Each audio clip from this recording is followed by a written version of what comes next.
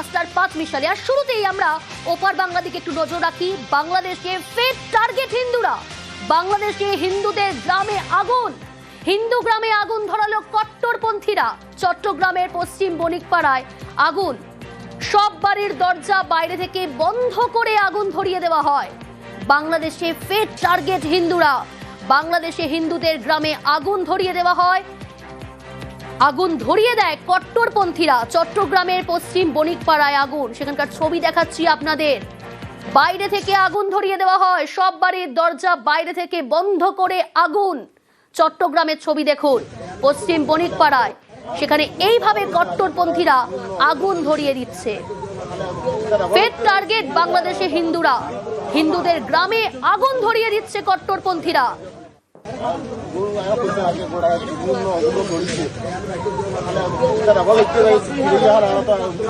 বাইরে থেকে লক করে আমাদেরকে আগুন দেওয়ার পরিকল্পনা, মানে আগুন দিয়ে দিয়েছে অলরেডি। আর আমরা বেরিয়েছি বাইরে দরজা কেটে, অনেক কষ্ট করে নেমে। ছোট বাচ্চা ছিল, ঘরের সবকিছু শেষ। আর আমি একটা প্রবাসী, আমি আসছি বেশি দিন হয় নাই, এই 3 মাস হচ্ছে। আর আমি এসে নতুন বিয়ে করছি মাত্র 1.5 মাস। সব আমার জিনিসপত্র যা আছে সামান সবকিছু পুরো শেষ। হাঁস ছিল, হাঁস সব শেষ, সবকিছু শেষ। এবার টোটাল ক্ষতি কত হবে? টোটাল ক্ষতি অনুমানে 15-10 লাখ টাকা এরকম। ওসমান হাদির ভাইয়ের বিস্ফোরক দাবি। হাদি হত্যা ইউনূস প্রশাসনকে দায়ী করে তোপ দেখেছেন হাদির ভাই। ওসমান হাদির ভাই ওমর হাদির অভিযোগ, ভোট বানচাল করতেই হাদিকে খুন করা হয়েছে বলেই দাবি ওমরের। ওসমান হাদির ভাই ওমর হাদি তার দাবি, ভোট বানচাল করতেই হাদিকে খুন করা হয়েছে। ভোটের আগে দেশ ছাড়তে পারেন ইউনূস, আরো চাঞ্চল্যকর দাবি ওসমান হাদির ভাই ওমর হাদিরের। আগামী 12 ফেব্রুয়ারি বাংলাদেশে ভোট, ভোটের আগেই দেশ ছাড়তে পারেন ইউনূস, এমনটাই কিন্তু দাবি করেছেন ওসমান হাদির ভাই ওমর হাদি। ভোটের আগে হাদি খুনে জ্বলছে বাংলাদেশ, কাঠগড়ায় ইউনূস সরকার। ওসমান বিন হাদির ভাইয়ের বিস্ফোরক দাবি, হাদি হত্যায় ইউনূস প্রশাসনকে কাঠগড়ায় তুলেছে ওসমান হাদির ভাই ওমর হাদি। একই সঙ্গে তার চাঞ্চল্যকর দাবি, ভোটের আগেই দেশ ছাড়তে পারে ইউনূস, মোহাম্মদ ইউনূস যে দেশ ছাড়তে পারে, এমনই চাঞ্চল্যকর দাবি ওসমান হাদির ভাই ওমর হাদিরের। হাদি খুনে জ্বলছে বাংলাদেশ, ভোটের আগেই দেশ ছাড়তে পারে ইউনূস, চাঞ্চল্যকর বিস্ফোরক দাবি ওসমান হাদির ভাই ওমর হাদির। আপনারাই ওসমান হাদিকে হত্যা করিয়েছেন, আবার আপনারা এটাকে ইস্যু করে নির্বাচন বানচাল করার চেষ্টা করতেছেন। আপনারা যারা রাষ্ট্র ক্ষমতায় থাকাকালীন অবস্থায় ওসমান হাদিকে হত্যা করা হয়েছে, এই হত্যার দায় আপনারা এড়াতে পারবেন না।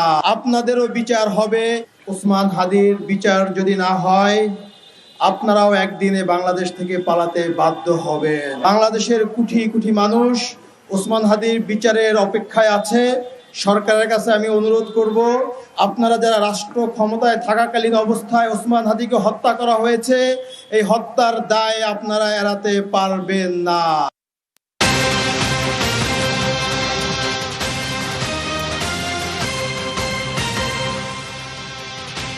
17 বছর পর ফিরছেন তারেক রহমান। এবার ইউনূসের কাঁটা তারেক। 17 বছর পর বাংলাদেশে ফিরছেন তারেক। কালই বাংলাদেশে ফিরছেন বিএনপি নেতা তারেক রহমান, খালেদা জিয়ার ছেলে তারেক রহমান। তারেক ঘরে ফেরার খবরে পদ্মা পারে বিএনপি নেতা কর্মীদের উচ্ছ্বাস। ঢাকায় জমায়েত বিএনপি নেতা কর্মীদের। আগামীকাল বাংলাদেশে ফিরছেন খালেদা জিয়ার ছেলে তারেক রহমান। 17 বছর পর অশান্ত বাংলাদেশেই ফিরছেন তারেক রহমান। এবার ইউনূসের কাঁটা তারেক, 17 বছর পর ফিরছেন বাংলাদেশের তারেক রহমান। কালই ফিরছেন বিএনপি নেতা তারেক, খালেদা জিয়ার ছেলে তারেক রহমান। তার ঘরে ফেরার খবরে পদ্মা পারে বিএনপি নেতা কর্মীদের উচ্ছ্বাস। ঢাকায় জমায়েতের ছবি দেখাচ্ছি আপনাদের, সেখানে বিএনপি নেতা কর্মীদের উচ্ছ্বাস।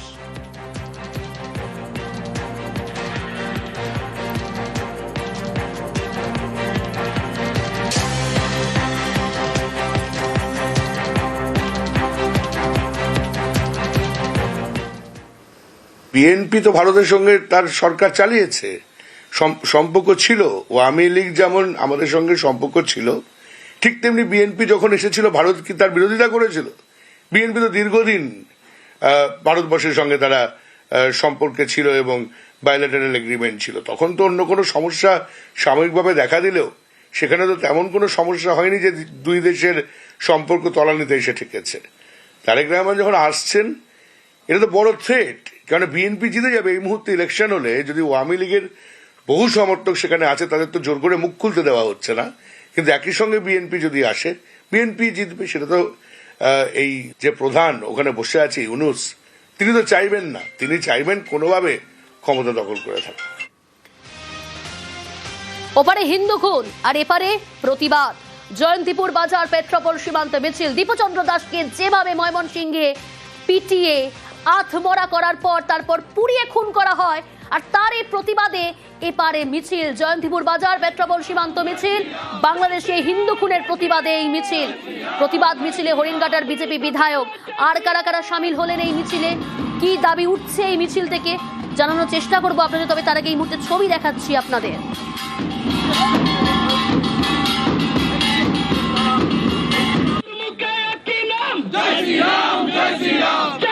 ওপারে হিন্দু খুন, এপারে প্রতিবাদ মিছিল। জয়ন্তীপুর বাজার পেট্রাপোল সীমান্তে মিছিল।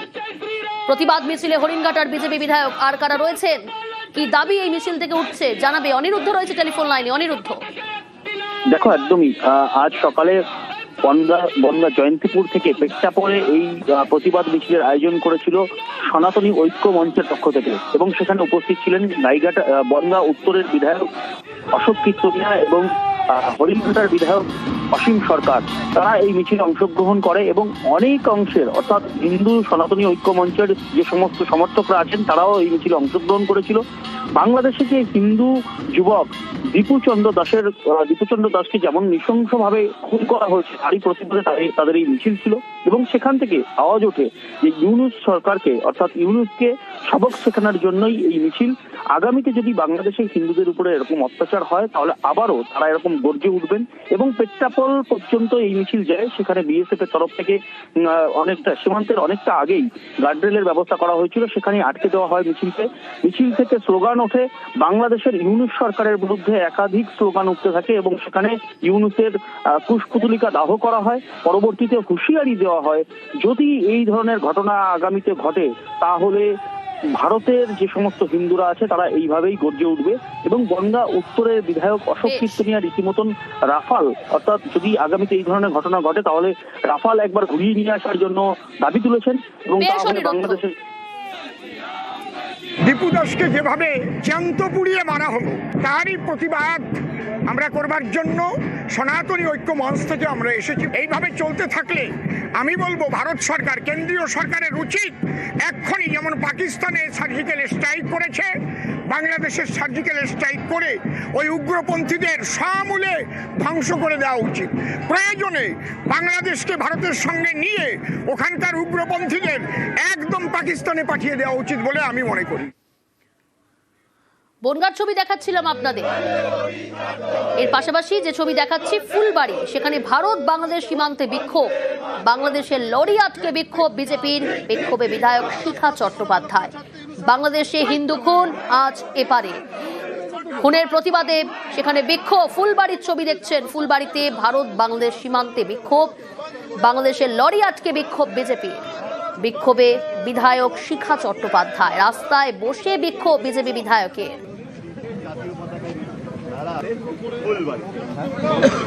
পার্থপ্রতিম রয়েছে টেলিফোন লাইনে। পার্থপ্রতিম, পদ্ম বিধায়কের কি দাবি এই মিছিল থেকে, এই বিক্ষোভ থেকে? দেখো একেবারে তাই, যতদিন না পর্যন্ত ওপার বাংলায় হিন্দুদের উপর আক্রমণ না থামবে এবং ওপার বাংলায় যারা হিন্দুরা রয়েছেন সংখ্যালঘু, তাদের যাতে নিরাপত্তা ব্যবস্থা জোরদার করা হয় এবং তার নিশ্চয়তা দিতে হবে বাংলাদেশ সরকারকে। যতদিন না পর্যন্ত এই দুই দাবি না মিটবে ততদিন পর্যন্ত সীমান্ত দিয়ে সব রকমের বাণিজ্য বন্ধ করার হুঁশিয়ারি দিয়েছেন কিন্তু এই পদ্ম বিধায়ক শিখা চট্টোপাধ্যায়।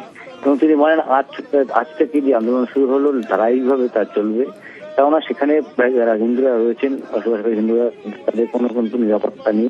স্থায়ীভাবে একটা আতঙ্কের পরিবেশ তারা রয়েছে। যেভাবে একের পর এক হিন্দুকে পিটিয়ে মারা হচ্ছে এবং তারই প্রতিবাদে কিন্তু সরব হয়েছেন তিনি, এবং যাতে ওপার বাংলা হিন্দুরা আরো নিরাপত্তা ব্যবস্থা যাতে জোরদার থাকে এবং কোন রকম ভাবে তাদের উপর যাতে হামলা না হয় তার নিশ্চয়তা দিতে হবে সরকারকে। এই দাবিতেই কিন্তু তিনি এখানে বিক্ষোভে বসেন, রাস্তা আটকে বিক্ষোভ চলে। এমনকি বাংলাদেশের যে লরি পণ্যবাহী লরি তখন যা সীমান্তের দিকে যাচ্ছিল সেই লরি বাংলাদেশের লরিগুলিকে আটকে দেওয়া হয় এবং আগামী দিনে এই আন্দোলন তীব্র হবে তেমনি কিন্তু হুঁশিয়ারি দিয়েছেন তিনি। বেশ, আগামীতে এরকম অত্যাচার যদি চলে আগামীতে সমস্ত কিছু বন্ধ করে দেওয়া হবে। ওখান থেকে এখানে স্বাস্থ্য পরিষেবা নিতে তারা আসে, এখানে নিতে আসে, ব্যবসা বাণিজ্য করতে আসে, সব বন্ধ, কিচ্ছু আমরা করতে দেবো না। আজকে এখানে বলেছি কোনো গাড়ি এখান থেকে চলতে দেবো না আমরা আজকে। আর এবার মালদার ছবি দেখাবো আপনাদের। ওপারে হিন্দু খুন, এপারে প্রতিবাদ। মালদার মুচিয়া সীমান্তে প্রতিবাদ। দীপুচন্দ্র দাসকে পিটিয়ে পুড়িয়ে খুন বাংলাদেশে, আর এপারে সীমান্তে খোল করতাল নিয়ে প্রতিবাদ। দোষীদের দৃষ্টান্তমূলক শাস্তির দাবি বিক্ষোভকারীদের।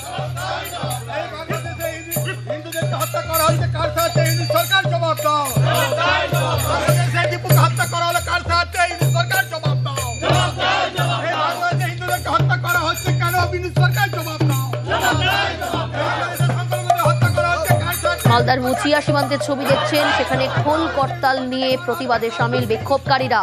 দীপুচন্দ্র দাসকে পিটিয়ে পুড়িয়ে খুন করা হয় ময়মনসিংহ, আর সেখানে সেই ঘটনার প্রতিবাদেই আজ খোল করতাল নিয়ে মালদার ছবি সেখানে দেখাচ্ছি। সেই বিক্ষোভকারীরা খোল করতাল নিয়ে প্রতিবাদ জানাচ্ছেন। কি বলছেন, কি দাবি তাদের জানাবে, সেবক রয়েছে টেলিফোন লাইনে। সেবক, একদমই, দেখো আমরা যে ছবি দেখাচ্ছি এটা মালদার মুচিয়া মহাদেবপুর সীমান্ত। এখানে আজকে সকালে সীমান্ত লাগোয়া ঠিক এলাকায় সীমান্তের পাশেই সেখানে গ্রামবাসীরা জড়ো হন এবং তারা খোল করতাল নিয়ে বিক্ষোভ দেখান।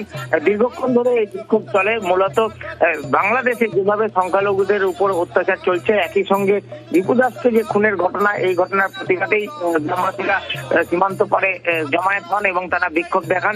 দুটি ঘটনাতেই মূলত সংখ্যালঘু হিন্দুদের নিরাপত্তা, একই সঙ্গে দীপু দাসের খুনিদের দৃষ্টান্তমূলক শাস্তির দাবি করতে হবে। এই দাবিতেই তারা স্লোগান তুলেন। মূলত ইউনূস সরকারের বিরুদ্ধে তারা সরব হন। তারা এই ঘটনার জন্য ইউনূস সরকারকে কাঠগড়ায় দাঁড় করান। একই সঙ্গে স্পষ্টভাবে জানিয়ে দেওয়া হয় যে ওপার বাংলায় যেভাবে সংখ্যালঘু হিন্দুদের স্বার্থ বিঘ্নিত হচ্ছে, সেক্ষেত্রে এপার বাংলাতেও তারা শান্তিপূর্ণ আন্দোলন করবেন। ভবিষ্যতে আন্দোলনের ঝাঁক আরো বাড়ানো হবে এবং কিভাবে সংখ্যালঘুদের স্বার্থ উপেক্ষিত হচ্ছে তার কড়া নিন্দা করেন এবং মানবাধিকারের প্রশ্নে ইউনূস সরকারকে আরো দৃষ্টান্তমূলক ব্যবস্থা নেওয়ার দাবি তোলেন তারা। বেশ সেবক।